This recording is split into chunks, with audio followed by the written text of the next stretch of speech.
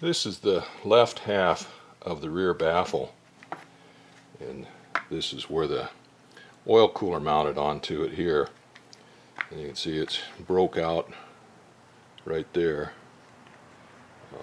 The piece cracked back here, broke out from the pressure of that oil cooler being on there, riding on it.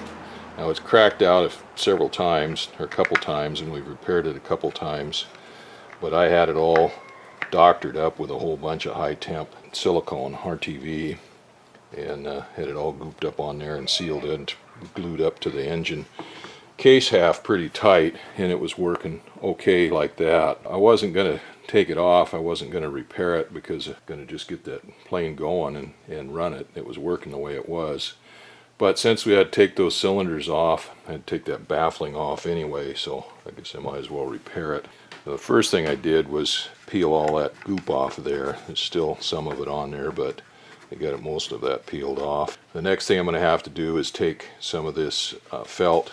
This is the baffling. This felt goes between the baffling and the engine cowling, and so that's just pop riveted on there. I'll have to take that off and then figure out some kind of a doubler or patch to put in there to hold that thing together. And then I'll have to figure out something to relieve some of the stress on that. They had a couple brackets on there that came off of the oil cooler onto the rear of the engine case, and they broke, came off, and so that may be part of what was going on there. But a lot of pressure on there with that, a lot of weight on there with that engine cooler, oil cooler bouncing up and down on there. So took this rear baffle section up to the basement, dug out a piece of 040 2024 aluminum, and I took this apart. It had an angle in here, just a small angle, like ½ inch or something like that, riveted on in there for a brace. And then this is a doubler on here, but this was cracked in here. There was another crack in here someplace. Anyway, I took this all apart, took all the rivets out of this. This is another doubler here. I just took the rivets out down to here because there's another doubler here patch. I took this piece of 40 thousandths and bent it in a 90-degree bend to fit down to where this doubler was on there. And I made it an inch wide instead of 3/4 of an inch, so I could put 2 rows of rivets in there. And then I made it the full length, cut it out to shape of the baffling here on the front side, and riveted it all in. So hopefully that'll fix that.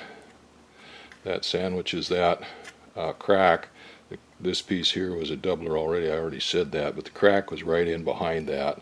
So these rivets here go over the top of that crack and into this good metal back here.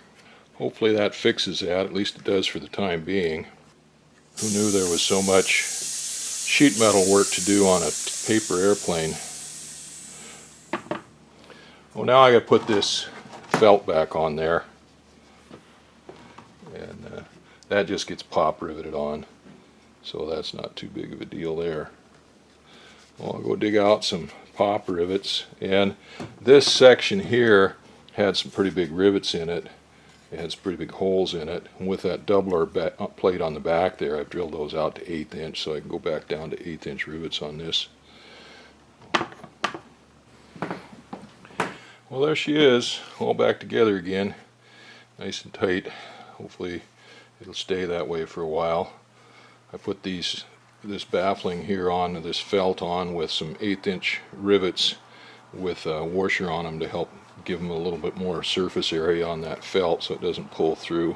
There was a couple of them here that I used those 3/16 rivets with the big head on them, but I didn't want to drill all those out to 3/16 and use them on all of them, so I went ahead and used the 1/8 inch rivets on them.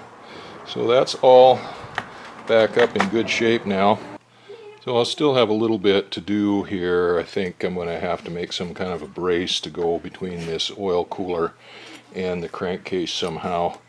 Well, I think what I'm going to do is go ahead and get that number 4 cylinder ready and put it on, and then I can put this baffling on there and then figure out how to mount that oil cooler, how to make a brace for that oil cooler.